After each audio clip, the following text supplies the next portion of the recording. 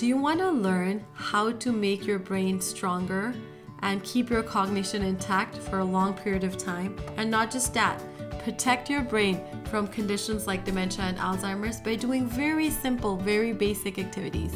Then make sure you check out this new video.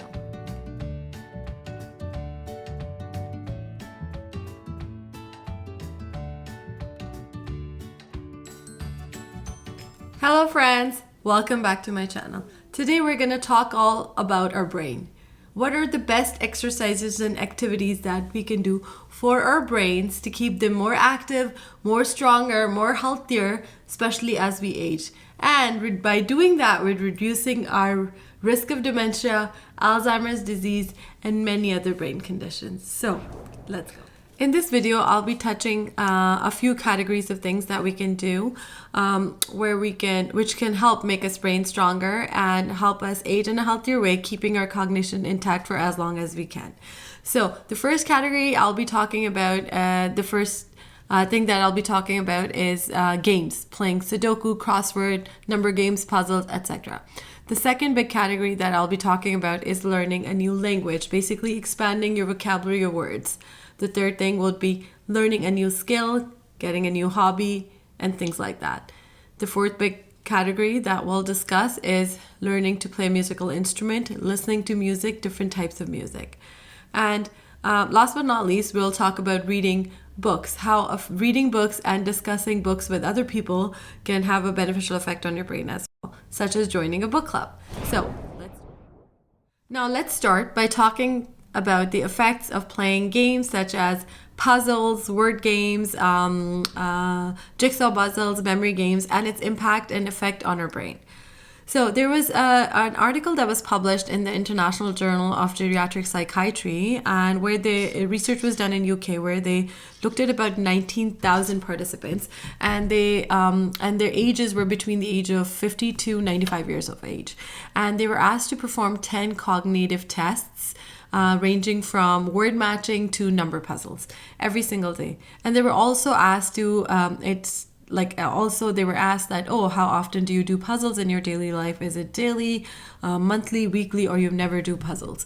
And what they found at the end of the study was that people who did word games or word games such as crossword, etc., every single day, their brain functioned at a level that is 10 years younger than their actual age. And they also found that people who did number games such as sudoku or number puzzles like that, their brain functioning was equivalent to somebody who's 8 years and younger. So that's a big deal, because doing these number games, puzzles, crosswords, like anything that is engaging your brain into thinking, reasoning, memory recall, etc., can actually make your brain younger. And not just that, they also found that these people who do these kind of number games and word puzzles regularly have a much faster, the reaction time. Their memory was better, their memory recall was better, they were able to focus more, and their attention was and pay attention to things for a much longer period of time. And so these benefits have been reported by scientists for a very long time, but now research is proving it more and more every single day, that doing memory games, crossword puzzles, making jigsaw puzzles, basically engaging your brain in different kind of activities, such as these simple ones, can reduce the age-related cognitive decline, and hopefully in the future keep our brain stronger and reduce the incidence of dementia as well. So these are easy things that we can all do and are easily available. And if you can't do it on paper, there's ones available online. So there's no way of saying that, we can't try something. I think we can all find one of these kind of games that we like and start doing it. Now let's talk about learning a new language or being like bilingual and its effect on our brain. So we all know, or we've all heard in the past, I'm not sure if you have, but there is that the people who are bilingual or can speak two or more languages, their brain works slightly different than a monolingual person's brain. Your brain gets an extra workout if you're bilingual, especially when you're shifting between one language to the other, or you're thinking in one language and you're answering the question in another language. So your brain is working extra hard and it's getting stronger. But research has also found out that being bilingual gives you this extra cognitive reserve. And then people who are bilingual, the incidence of development of dementia or seeing the symptoms of dementia is about 5 to 6 years later than some of their monolingual counterparts. So if you are bilingual, you're providing your brain this extra protection against development of symptoms of dementia and Alzheimer's disease. And it doesn't mean that, if you only know one language or have always learned or spoken in one language, that you can never learn, because you can learn literally at any age. And no matter when you learn, the minute you start learning a new language, you're opening this extra connections in your brain, and your brain making your brain stronger than it was before. And the more you practice speaking the other language you're learning, the more you practice watching content in it or anything in it, it can help boost up your brain and prevent the incidence of age-related cognitive decline as well. And this also goes for learning new words. So learning a new language, I know, is really hard for me. For myself, I really want to learn. After reading all this research, I'm like, okay, I have to learn another language. I am bilingual, but I wanted to learn a new language because I was bilingual when I was younger. Like, I haven't learned a new language growing up, but I really want to. But it's hard. It's hard. But even like learning a word a day or 2 words a day, like expanding your vocabulary, is something that also can give you a big boost in your cognition, and it will help your brain stay stronger and healthier for a long period of time. Now, let's talk about learning a new skill. A skill could be anything, such as learning a new sport, to play a new sport, learning to knit, paint, creatively write, writing a novel. It could be very basic skill set as learning to change the tire of a car, or it could be anything, any new skill. When we learn that, or when we try to learn a new skill, it changes our brain. It builds these new connections in our brain, these new neural connections that weren't there before. And so what happens is that in the past, the neuroscientists used to believe that the human brain is formed in our brain is set in our way. Like, we have a brain that's formed in a certain way, and it's very hard for our brain to change as we grow. But in the last decade, neuroscientists have found that our brain can change. It has the potential to evolve and grow and get better, depending on what we do with it. And so this process of our brain to change and adapt is called neuroplasticity. And it has changed, and basically the way we think about learning new things or learning new skills. And you know that age is just a number. It's actually just a number, because you can learn a new skill at any age. My father-in-law recently shared this article with me about these women in India that after they go to school called the grandmother school. The school is called grandmother school because most of the ladies who go to that school are 60 plus, and they all learned to read and write. And their age ranges between 60 to 95, around that age. So that is an example of like that you can learn anything at any age. It's just that you have to have a driving force. You want to do that yourself.